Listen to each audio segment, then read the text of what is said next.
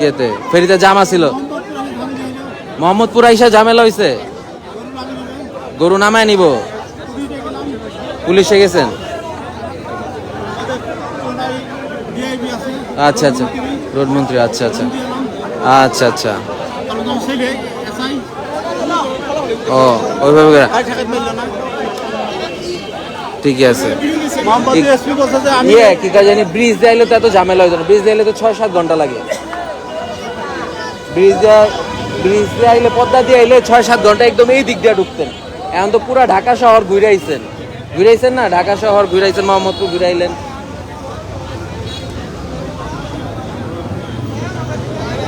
আমবাগিচা কি অবস্থা? আমবাগিচার ভাইয়া খুব খারাপ অবস্থা। আমবাগিচায় 40-50টা ম্যাক্সিমাম গেলে 100টা গরু হইব ভাই। পোস্তগোলায় কি গরু আসবে বাইরে?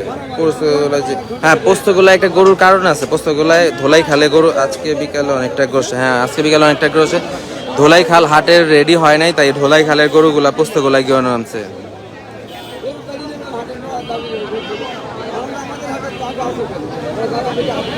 আপনারা তো কাকা ভুল করছেন, পদ্মা দিয়া না আইসা, পদ্মা ব্রিজ দিয়া না আইসা। হ্যাঁ, পদ্মা ব্রিজ দিয়া না আইসা তো ভুল করছেন। ঢাকা ঘুরতে গেছেন, ওইখান দিয়া মোহাম্মদপুর হাটের মধ্যে গরু রাইখা দিতে চাইছে, তাই না? তাইলে এটা সমস্যা হয়েছে না, পুরা ঢাকা গন্ডগোল হয়েছে না?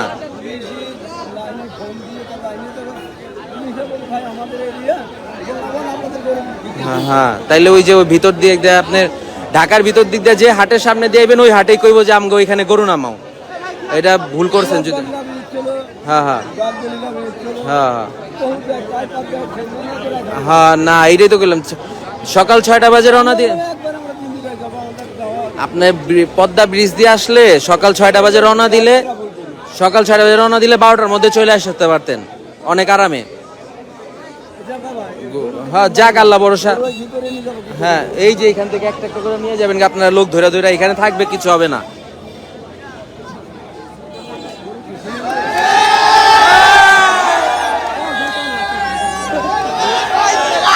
আচ্ছা, সবাই দুঃখিত, আমি কমেন্টগুলো পড়তে পারতেছিলাম না, আমি ব্যাপারীর সাথে একটু কথা বলতেছিলাম।